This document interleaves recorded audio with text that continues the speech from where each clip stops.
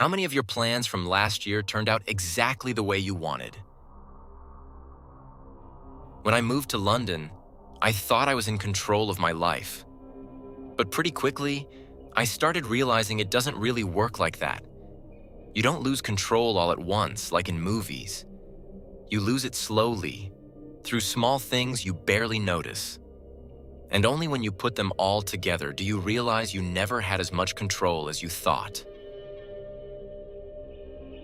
When I arrived in London, the difference between what I imagined and what was actually there was obvious. The city didn't look anything like the version I had in my head from movies. The area I lived in felt chaotic. Dirty streets, noise, people who always seemed stressed or angry. The house we stayed in was full of people.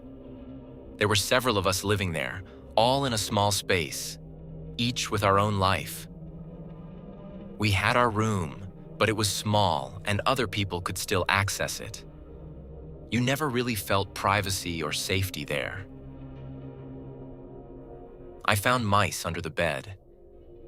I felt uneasy leaving our things unattended, and I was constantly concerned for her safety whenever I wasn't home. There were moments when I realized how little control I actually had over the situation. Even simple things like electricity depended on someone else. At one point, the landlord's son left with the electricity card. And for a few days, in the middle of winter, the whole house had no power.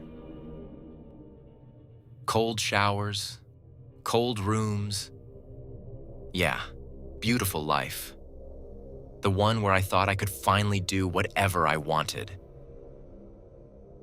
And then there was one moment that completely changed the way I saw that place. One night, someone entered our room. I won't go into details, but that moment stayed with me. It was one of those moments when I understood that you're not automatically safe just because you have a roof over your head. And slowly, you begin to see that real life doesn't always look like the life you imagined in your head.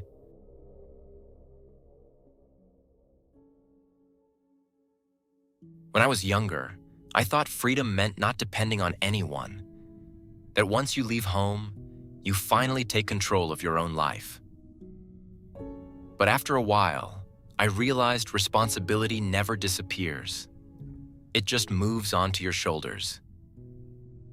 Then came work. And that's where I understood something even more clearly.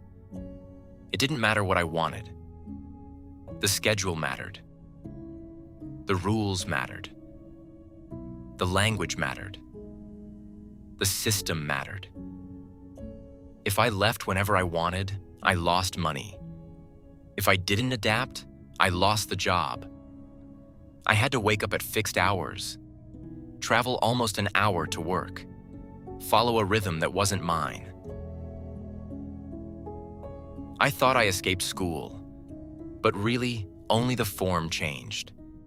Instead of grades, I got paid.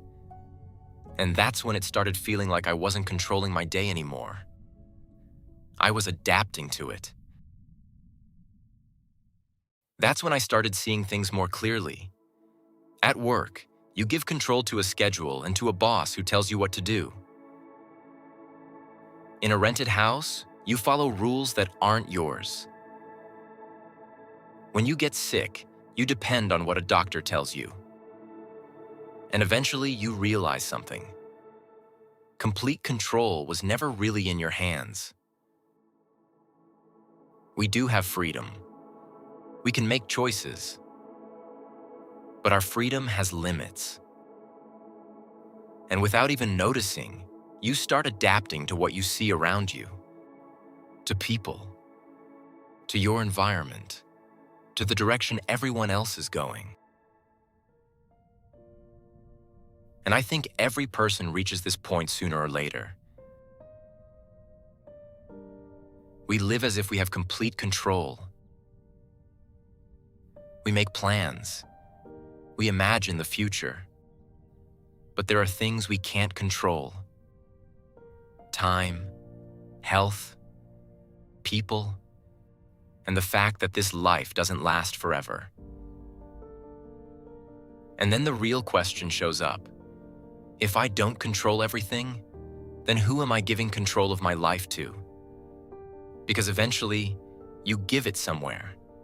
To the world, to fear, to the influences around you, or to God. And that question doesn't stay theoretical for very long.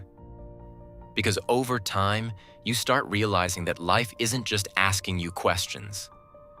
The way you already live is answering them too. Even if you don't notice it, that choice is happening anyway. And at some point, you begin asking yourself if there's actually someone worthy of that control. Not just as an idea, not just as religion, but as a direction for your life. When I was a kid, I thought my parents were just trying to control me. But later, I realized many of those limits existed because they wanted to protect me. And I think it's the same with God. That's when I started looking at God differently. And eventually, at the decision to give that control to Jesus Christ. Not because that means you no longer have responsibilities, but because it means you no longer walk through life alone. And maybe that's the real question. If life doesn't end here, then what is left inside you? What influences you? What continues to guide you forward?